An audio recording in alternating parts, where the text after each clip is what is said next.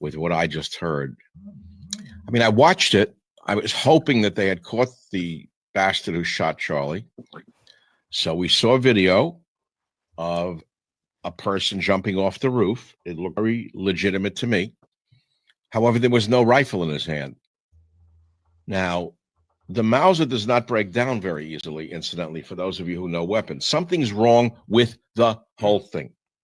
They're trying to claim he removed the barrel from the Mauser and fit the receiver and stock in his backpack and barrel in his pants leg all in 2 seconds. It is not easy to remove a Mauser barrel or index it after reinstalling and remain accurate. We are not hearing or seeing reality. What? And by the way, the photo of the rifle allegedly left in the woods. All right, hold on. Let's go back to that. That assumption. Because, so no, hold on, because we got the gun guys like you and Dave.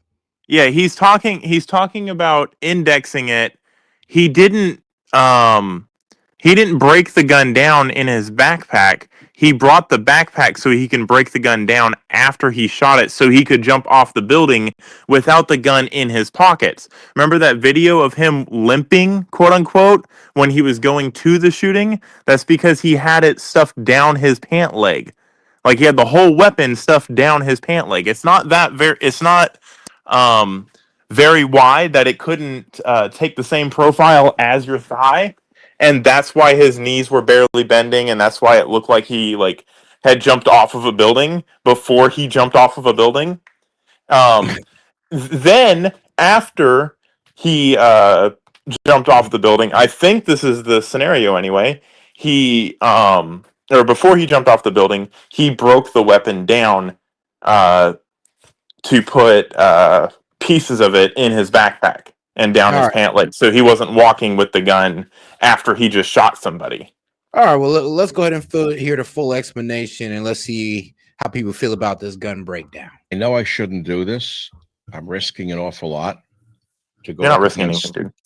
This FBI, the MAGA FBI, something's very wrong with what I just heard.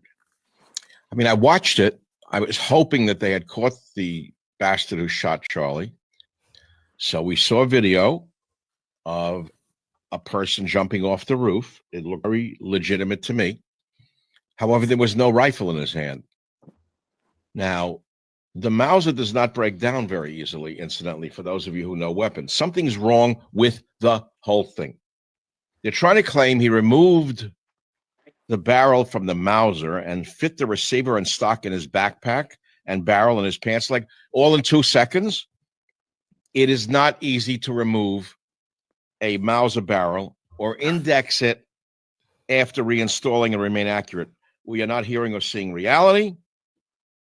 And by the way, the photo of the rifle allegedly left in the woods has the barrel installed. So we're supposed to believe a guy is on the run after killing Charlie Kirk, and he pauses in the woods to reinstall a barrel, and then he leaves it for us to find, the FBI to find. I don't believe a word of it. So the whole premise, hold on. The whole premise of what he's saying is not what they said he did. So I don't know the whole theory behind him jumping off the building with the gun, right? If this is what they said, that he removed the stock and removed the barrel, completely possible to do quickly. And if you guys are all claiming that he's this fucking expert marksman that you say he is, I'm sure he knows his way around the gun that he's trying to assassinate somebody with. So with that being said, he also texted people to go retrieve the rifle from the woods. So, and you notice how when he jumps off the building, he kind of casually walks away. He's not running. He's not like bolting like he just ran away from a crime. He's being cordial, and he's walking. He's not running like a guy that's afraid he's going to get caught, because he thinks in his world that no one is going to catch up to him. There's very little security there. Because they do cover that as well. Why he was so casually walking off? Because he doesn't want to attract suspicion. Someone just got shot. Honestly, maybe he knew that he also had a decoy. All right, let's get into that part. Do this. I know I'm putting myself at risk, but I can't take it anymore. I can't take the bullshit from this fucking government. It's lying to us. Something's wrong. Something's so wrong. It's sickening. Sickening is definitely the right adjective, I think, to describe how a lot of us are feeling. And all I know how to do is to gather information, to research, and to investigate. And nothing is making sense. Now, it could not be making sense because we've not arrived at the conclusion. The FBI, I will say, has recently come out and said they're looking for another person. Good, because what we have so far obviously cannot be it. I feel I was insisting that everybody read that book, Chaos, about the Charles Manson murders. And what we learn from that book is that if the government does want to hide something, what they do is they give you so much information that you can't you don't even know what's real. So many different possible ways that things could have gone down, so many different manners, so many people speaking. You mean like everybody's doing right now? And it's just meant to be chaotic, to drive you crazy and to just go, okay, I'm just going to accept whenever the authority says something and not prod any further. We can't allow that to happen here. I won't allow that to happen here because this something terrible has traumatized the world. Okay. And I feel as though when it comes to this, the media, the government, the talking heads, everyone is confusing us about what actually took place. No one's confusing us, woman. You're the only one that's a voice of dissent. I even would like to know who picked the venue. Okay. Here is what we know thus far. And I will tell you who the exact source is and what video they presented. So the first bit of proof regarding that day happened at 8:07 a.m. According to TMZ, they have footage, and we're going to show you it, which shows a man at 8:07 a.m., so hours before the shooting, wearing a maroon t-shirt and light shorts, as you were seeing on your screen right now, hands in his pockets, that is just walking outside of university grounds, okay? Now, Governor Cox tells us that at 8:29, which is an interesting timeline, Governor Cox tells us that that is when the shooter, Tyler Robinson, arrived at UVU campus in a plain maroon t-shirt, light-colored shorts, and a black hat with a white logo. So essentially, he's saying that that person we saw walking down the street right there arrived on campus at 8:29. I'm going to allow you to hear Governor Cox say that himself. Take a listen. Investigators reviewed additional video footage from UVU surveillance and identified Robinson arriving on UVU campus in a gray Dodge Challenger at approximately 8:29 a.m. on September 10th, in which he is observed on video in a plain maroon t-shirt, light-colored shorts, a black hat with a white logo, and light-colored shoes. So what's interesting, already confusing to me, is that TMZ shows him already walking. We're supposed to believe he parked his car and then walked onto campus. They're saying that after that video that you just saw of him walking, he got into his car and then drove to campus. And then at 8:29 p.m. on campus is when he arrives. Already confusing, but let's just keep going. We don't need to poke holes. Let's just there's no holes to poke. And we're back to TMZ, and they release that at 11:49 a.m. they have footage of the shooter who has now changed his outfit. We're supposed to gather that again on a doorbell cam, and he's in a different outfit. So this is 11:49 a.m. Charlie Kirk has not yet been shot. Take a look at this.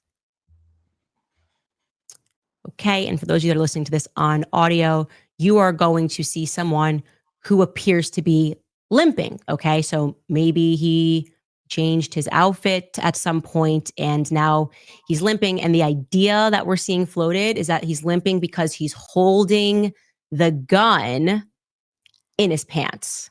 Okay, his arms aren't swinging. Kind of what's been floated. Okay, that no, particularly come from the feds.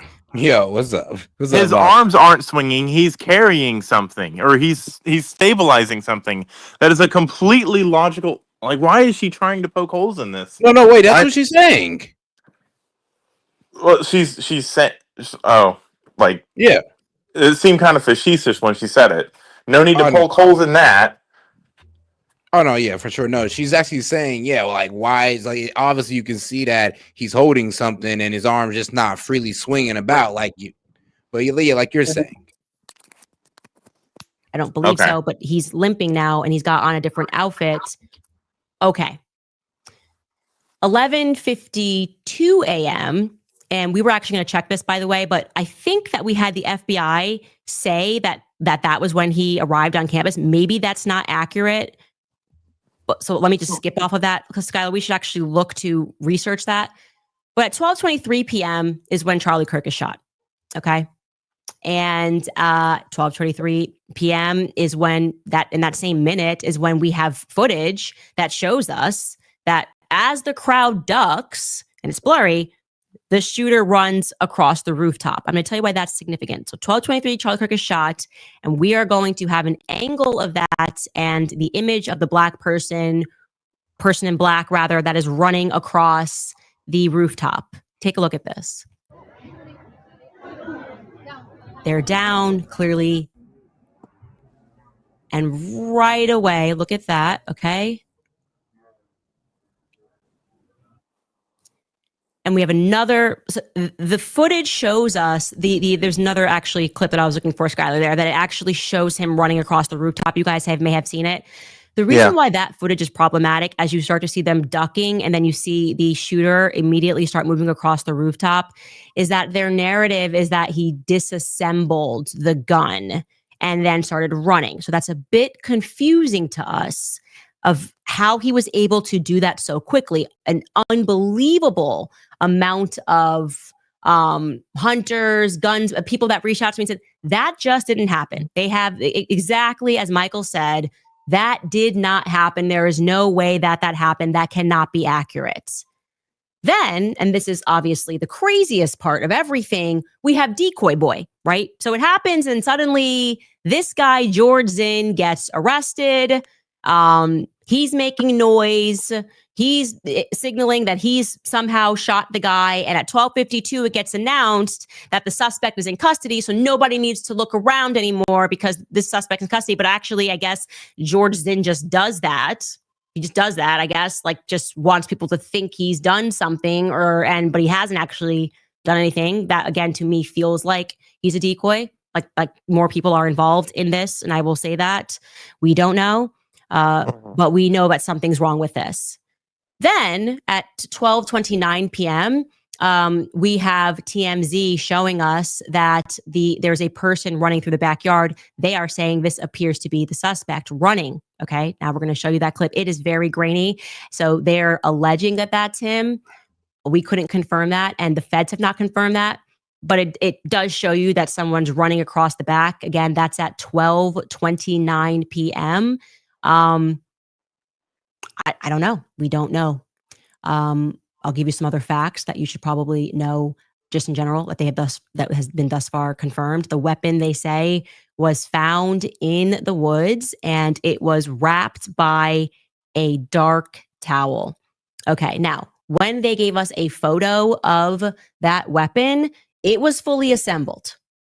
So this is kind of what Michael Savage is saying. He's saying, okay, so then they reassembled it, or maybe the feds did. Maybe they're going to clarify that they reassembled it for a photograph. But we are told that it was found wrapped in a dark towel.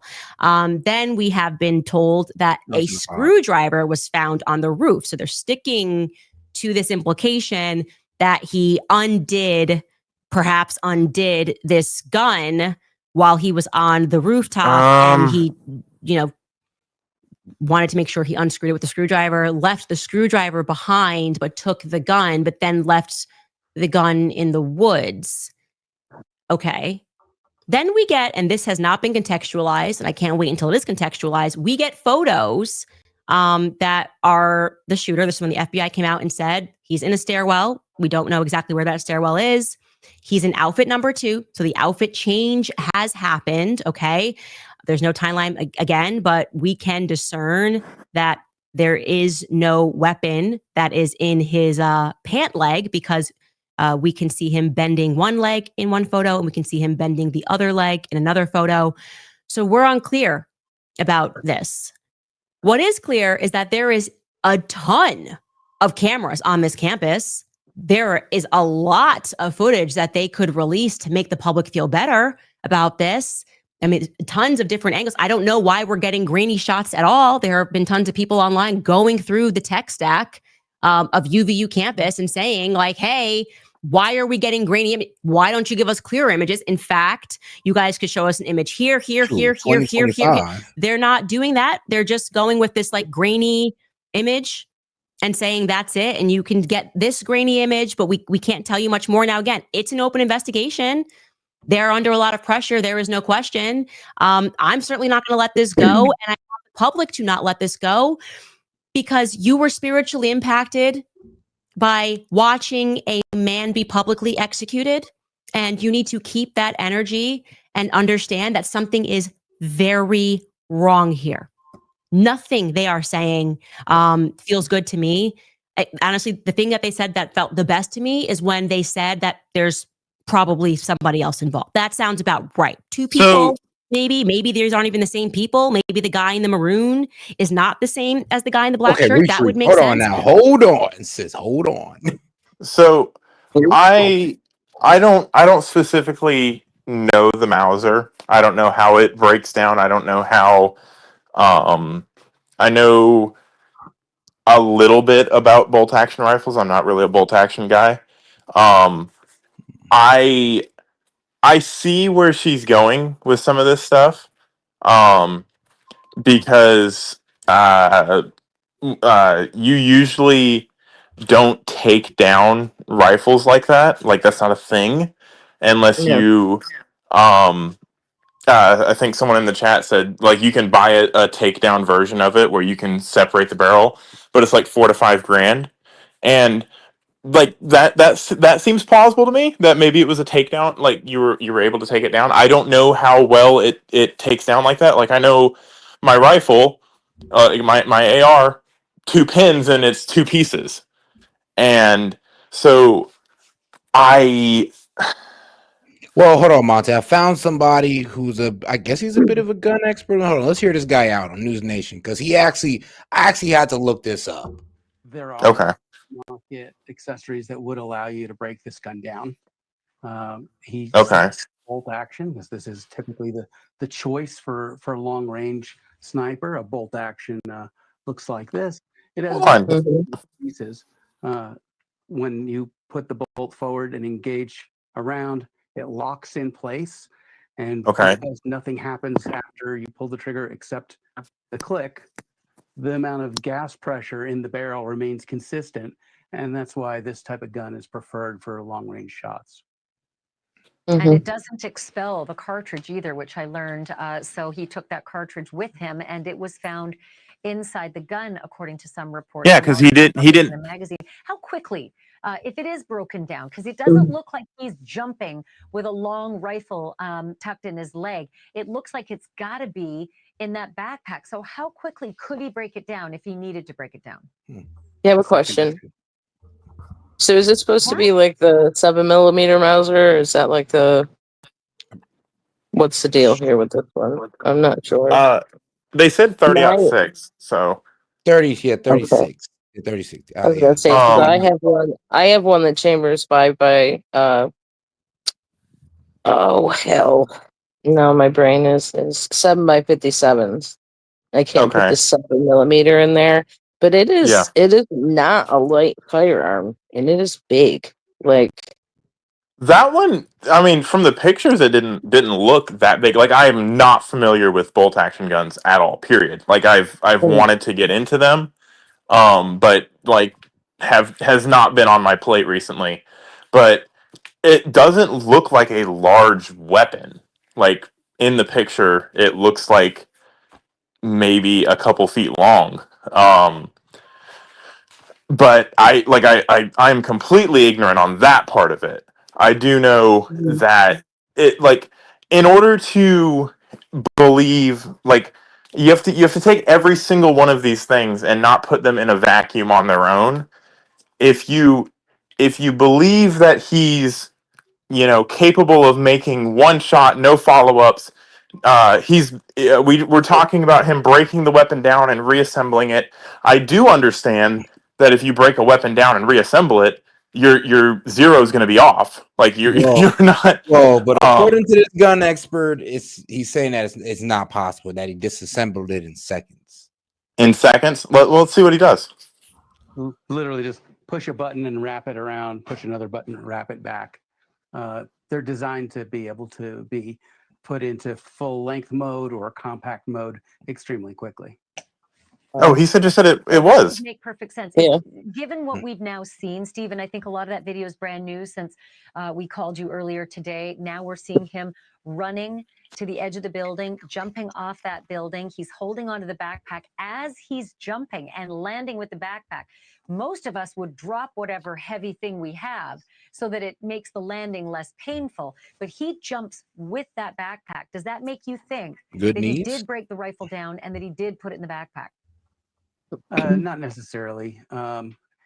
With all the things going on in his mind, he's probably not thinking about what's the best way to land here. He's thinking about getting away. Adrenaline. There's no danger of the gun going off if he were to have dropped it, because what's in the chamber is still the expended cartridge. Yeah. The empty brass. So he could smash that gun as hard as he wants. It's not going to go off again. Well, maybe no. So I don't subscribe to that. Hold on. Not have put that. Hold on. I don't think it's I'm scared the gun's going to go off. That's a false premise of the idea. I think he wants to be concealable as soon as he falls off that roof. He doesn't want the police to be rushing in and see this guy on the side of a campus breaking a weapon down. He wants to see maybe a guy's walking around after he just jumped off of a roof. Think about that without the speculation. Like, that is a logical thing to do, to have your plan so that as soon as you enter back into non-concealment, like you're not concealed anymore, you're not hiding on a rooftop, you're not hiding in bushes, you're walking amongst the public now. You do not want to be seen by anybody, especially after a shot just rang out, disassembling a weapon on the ground. All right, hold on. Let's see what else he got to say. Press the trigger. Clear that. When he pressed the trigger, the gun would have gone off, and then the bolt would have gone back, and spent brass would have gone out. Yes, that's how a gas-operated gun works. I get it. Didn't want to leave. Why is he talking about this? Which doesn't make too much sense why he still left the gun so close to the scene where it could easily be and was recovered. So pretty much his main explanation was in the beginning of the video. So just making sure we got the full explanation here. Aftermarket accessories that would allow you to break this gun down. He selected a bolt action because this is typically the choice for long range sniper. A bolt action looks like this. It has very few moving pieces. When you put the bolt forward and engage around, it locks in place. And because nothing happens after you pull the trigger except the click, the amount of gas pressure in the barrel remains consistent. And that's why this type of gun is preferred for long range shots.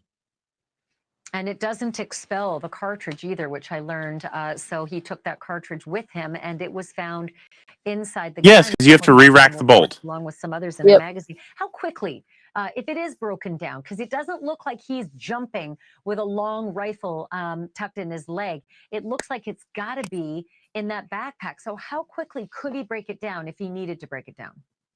A second or two. Okay. What? Yeah. So literally just wait. push a button and wrap it around, push another button and wrap it back. He could have done that as he was like getting up and running. As he was running, yeah. Full length mode or compact mode extremely quickly. Okay.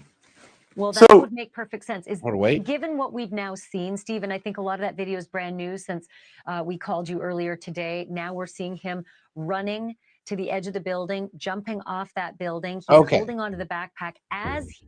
So, yeah. All right.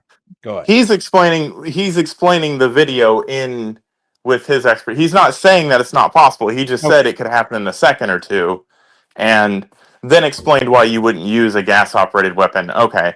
I was like, why did he pull an AR up? Like, everybody knows how an AR works. I hope. But yeah, so like I said, I don't know enough to say how fast you can take that weapon down. just because I've never been around that type of weapon. I've never shot that type of weapon, anything like that. So I don't have the, yeah, it could be a second or two, or it's going to take 6 years to do it, and it's not completely possible. I foresee that if they're saying that there's a takedown kit available to make the gun break apart faster, then I would believe that that would be meant for a situation where you'd want to take it down relatively quickly or relatively easy. And if he knows that weapon, because maybe he installed that kit on there and put that kind of a barrel on there, he knows how to take it apart and put it back together, and would know how to do it with adrenaline moving. I don't know. Like, it's all. I try to get away from the premise that this is going to somehow turn into a 50 million different conspiracy theories, because people don't like the graininess of the photo that they got. Like, they got the guy, and they're going to prove their case in court, and there's probably fall guys, and they're gonna investigate that. Like, come on. All right. Because why change your outfit? Both of these look like you would blend in on a college campus, so why are you blending in twice? Does that make any sense to you? Why would you change your outfit? Like, just like a random fashion show while you're going to murder someone? I just want to change my outfit for funsies. And then we hear No, it's a security that test. Tyler Robinson, when he is apprehended, it is communicated to us that he is wearing the maroon outfit. Now, I want to be clear. They said this was 33 hours later. So he changed his outfit, I mean, ostensibly because he wants to avoid detection, would be the only thing that's, I think, is reasonable to assume. But then he changes back into the outfit that he was wearing before the shooting. For what reason? No, 33 he's hours later, sterilizing no shower himself time from the scene. He's wanted them to know that it was him on the camera. That's not clear to me. Why are we changing outfits? Are we just two different people? I think it's Hold on. He's trying to sterilize his image to test the security when he goes in the maroon shirt and the brown pant, or the light gray pants. He wants to walk around and see where he can get into, what doors are unlocked, all that fun shit, without drawing suspicion to himself, because he has a gun, or he doesn't have a gun at this point, but because when he comes back, he's going to have a gun, and he wants the quickest way in. But he wants it to be low key enough that, He was this huh? He was casing the joint. Yeah, he was casing the joint, and then came back to do the deed, and then changed back into clean clothes, like not like clean clothes, but they weren't looking for a guy in a maroon shirt and gray shorts. They were looking for a guy with a black t-shirt, black hat, American flag with an eagle on it, black, or blue jeans. Like, that's completely logical to do. That doesn't mean you're two different people. I have one question, and then I'm more than happy to let Seth move on here. Like, they're all talking about them breaking it down, like, as soon as a shot is taken, yada. I haven't, like, I have weapons. My father he trained me, like, all this stuff, but all I remember is that barrel is hot. Yeah. So what I'm guessing is he's got that backpack full of clothes, because you notice he's got a big full backpack on most of the time. Yeah. So that way he's changing clothes, but he's still got the clothes available. They found him 3 days later. Dude probably wanted to put on some clean clothes. I mean, I'm not going to like go crazy about why he's changing his clothes, but yeah. Like, that's just, I think, again, she's kind of going really far with this one, but okay, she's grieving. Let her do what she does. But like, if he put the firearm in the bag with the clothes as soon as he shot it, or it would burn the clothes, and wouldn't so now I think she's looking to try and find holes, but I think she's what if the wrong ones, maybe. what if the clothes were just in the car? Well, it's fully feasible that dude could break it down, run off, and then take off. And it totally makes sense that he's casing the joint. He doesn't want to stick out. He doesn't want to show up on the cameras hours early. So he's just trying to blend in on a college campus. So, I mean, she's going to tear this apart just because Charlie was her friend, and she's trying to make sense of a really tragic incident. She's trying to cope, and I get that, but it's like she's talking about flooding the field with different ideas. There is one pretty much agreed upon idea and narrative, and it's like the only people adding things are the conspiracy theorists, not the government. The government has been pretty consistent in what they've said they're looking for. All right, well, shoot, there has been some criticism of Kash Patel, but we'll probably get into those later. Yeah, I mean, that's to ask that question. Are there right, two different people that are involved? Another thing that's not clear to me is that the story that we were told was that Tyler Robinson allegedly, after speaking with a pastor, his dad turned him in. Bill Ackman put up $1 million, right? Thanks, Bill. You really cared about Charlie. And that money is now going to the father of this child who, after prayer and speaking to a pastor, they're saying, okay, well, we then, he turned himself in. That we were told he turned himself in. Now we're being told that actually he hasn't confessed. So I'm just wondering, how do you turn yourself in without confessing? Because if I say my kid did it, that's enough for an arrest? What if the kid says he didn't do it? I didn't do it. Dad says you did. Okay, how did they arrest him without a confession? I'm going to show you Governor Cox's statement where he says that the kid is not confessed. Take a listen. I know you heard that report by Matt Gutman and this latest reporting in the New York Times that some of the suspect's acquaintances were allegedly talking to him online and joking and thought they recognized him from those early photos. Can you tell us anything about that this morning or anything further on the investigation? Well, all we can confirm is that those conversations definitely were happening, and they did not believe it was actually him. It was all joking until he admitted that it actually was him. And anything new on the investigation? You say he admitted that, confessed? No, not again. He is not confessed to authorities. He is not cooperating. But all the people around him are cooperating. And shout out Daniel Castro. He says, "Wouldn't be hot and field stripping only takes a minute." Yeah, I mean, so to your point, like Castro. after not Castro, Misfit. After shooting one time, I can't imagine the barrel would be that hot that it would. That's what I'm trying to figure out. Yeah, because when we would go, of course, when you go to the range, they get hot. But I'm just that's well, yeah, but that's because you're shooting all day. I mean, how hot would it be after one round? So thank you, Castro. All right, shout out to my man Maine. He had too much to say. Just want to show some support. Appreciate the support, guys. And I think that's very important. There were reports yesterday that we can confirm that his roommate was indeed a boyfriend who is transitioning from male to female. That's information that the FBI had mentioned yesterday. We can confirm that as well, and that he is cooperating with authorities as well. Okay, so I'm just not entirely clear on this confession element. Did the pastor just say he did it? Did the father say he did it, but they didn't have any proof? Again, this is obviously everyone's investigating. We yield to them. Do I think this kid was involved somehow? Yeah.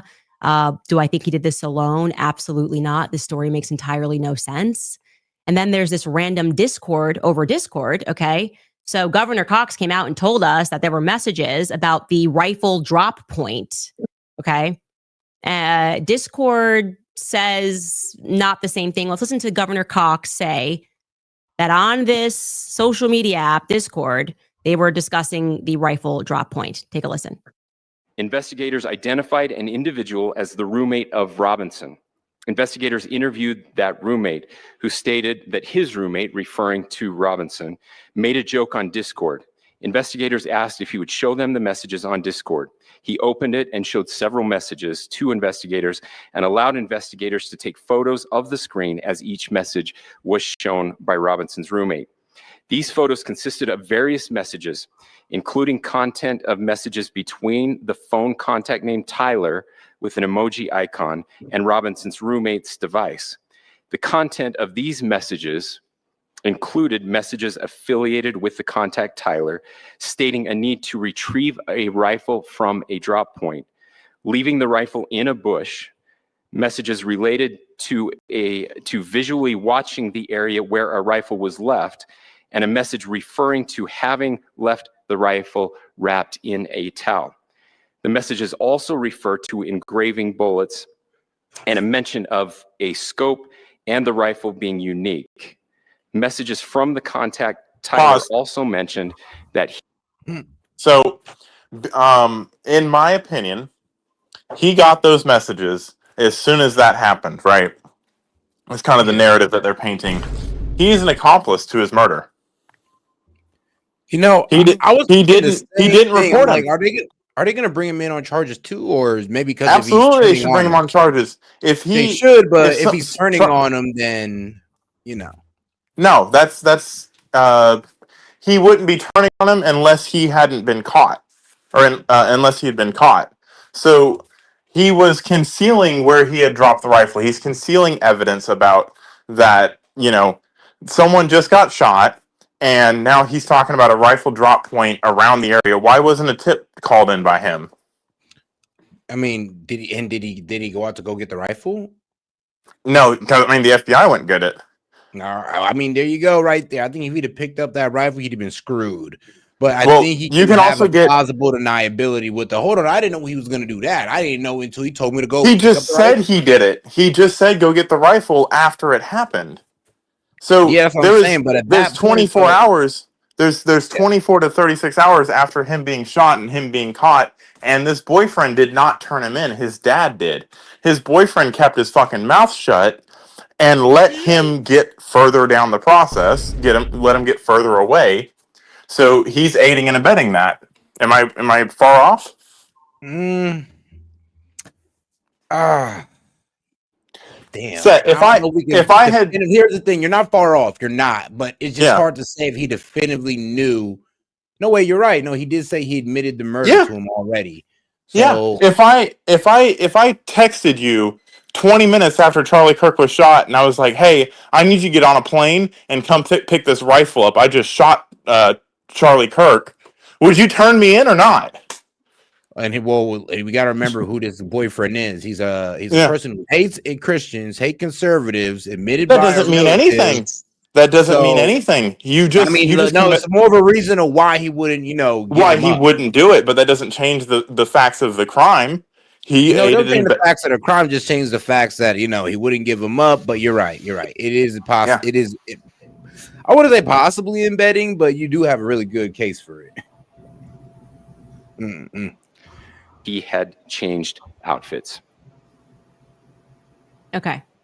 So he changed outfits. Again, unclear why he did that. Unclear why he would then put the outfit back on 33 hours later. Most people just shower within that time. I did receive contact from one of Tyler Robinson's classmates, and they said that was the strangest part to them. They told me that was the strangest part, the 33-hour putting on an outfit that he had on 33 hours early, because they described him as remarkably tidy. He was a tidy individual. So they that flagged them as weird. Just seems like a little extra work. Again, unnecessary. Right? Completely unnecessary. You're getting nothing. So it's hold on, Seth. We have.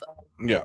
It's unnecessary to change your identity after you just committed an assassination on live TV and your picture is circulating around. What do you mean it's unnecessary? That's absolutely thought process 101. Change your description because your description has been put out by the police. But the something you wore before, though, I don't know. Maybe because think about it, people are definitely going to be scrubbing your social media after this. Well, he didn't say anything about the maroon short or the maroon shirt and the gray shorts. They kept that information until after the suspect was caught. So he didn't know that they knew that already. So it's completely plausible for him to put the clothes he thinks are clean back on and try to blend back in. Well, that's rude. We didn't even know about the maroon shirt until we found out about the photoshopping of the Trump shirt on him. Yeah. A statement from Discord, which kind of disputes that. Discord says, in the course of our investigation, we identified a Discord account associated with the suspect, but have found no evidence that the suspect planned this incident or promoted violence on Discord, a spokesperson told the statement. Again, maybe they need more time. And they're going to maybe they need more time. They're going to get a lot of time because it will be never that I let this go. It will be absolutely never that I let this go. Everything just spiritually feels very wrong here. Yeah. It feels like we are being lied to by who? I am not sure. Are there some good guys? Of course, there's always good guys in government, but there are too many bad guys in government for me to feel good about this. And so, ladies and gentlemen, we are obviously going to continue to follow this to tighten up this timeline with the most up-to-date information that we can possibly have, everything that we could possibly learn about the father that is involved in this. I want to know more about the father. He's being described as a hero. He turned his son in. Okay, I don't trust anything right now. Okay, I trust absolutely nothing. I think everyone needs to be investigated. Every person that is even mentioned should be investigated. We have a right to do that, and we're going to continue to do that. All right, guys, before I get into some of your comments, I want to remind you guys about Pure Talk, because when was the last time that you bragged? But all right, though, that's pretty much the end of her spiel right there. Yeah, well, I know she went quite all on the deep end on that one. I mean, from asserting that Israel got something to do with it to pretty much stating that, there maybe possibly it was not even possible for him to break down the gun. There might have been some type of foul play out there. He might have walked off so casually because he knew he had a decoy. So there might be a second suspect. Is honestly what I've been hearing about too. Possible second suspect, which is crazy. All right, what you guys think? Oh, I mean, it is what it is. I think the guy that shot him is in custody. I believe he's a tranny furry. Or sorry, his boyfriend's a tranny furry, which was the most shocking development out of all of this. Man, the furry part that kind of took me aback for a second. And now apparently he's also a Mossad agent. So it shows what side. Man, but hold on now. Shout out to my man Daniel Castro. Candace wants to tie it to Israel. Let's be real. That's really what it is. She wants to put doubt on this guy and say, nah, it's a Mossad agent. That's why he shot him in the neck so perfectly, so cleanly, and she didn't say got away. Mossad, but what else could you try to call him though if you're trying to say it's tied to Israel? No, I mean, I really don't see an Israel connect. I see a lot of people reaching, grasping, which makes. I know, but didn't you guys see the hand gestures and all that? It's like that was yeah. Cool. I see a lot of people saying a lot of things. That doesn't mean a lot of things are true. I see what actually happened, and what actually happened is some fucking dumb, stupid motherfucker thought he was doing something good because the oligarchy, the whole group of society told him this person is a fascist. And now, if I put my tinfoil hat on, I can subscribe to all of this. Monty, it's the baby Hitler argument. Yeah. But all right, shout out to my man Ham. He said no laws requiring someone to report a crime or murder. That is why mandatory reporters exist. Roommate didn't give material support, so no charge. And you know what, Seth? According to that, I am not surprised people are not saying something. I am not surprised. The reason why is because the government will punish you for defending an innocent person. Yep. And all right, guys. And all right, I guess we're going to go ahead and end it there. And I'll be back around. All right, we're going to say around 2 a.m. and we'll head back. We'll pop back up with the political show with a media analysis. All right, guys. The set with S.E.T Media. And man, shout out to the panel. Hey, I love being referred to as the panel. I feel like I'm on Piers Morgan. Yeah, so shout out Monty, Misfit, in Maine. So appreciate you guys for coming on. All right, guys, you hopping in Discord? Sure, I gotta set up for the show real quick. All right, but guys, I'll try to get in there before the show though. Well, all right, guys, I'll catch you guys later on, and and everybody be safe out Guys, today modern AI is quite advanced, except two problems. It is censored and it takes your information.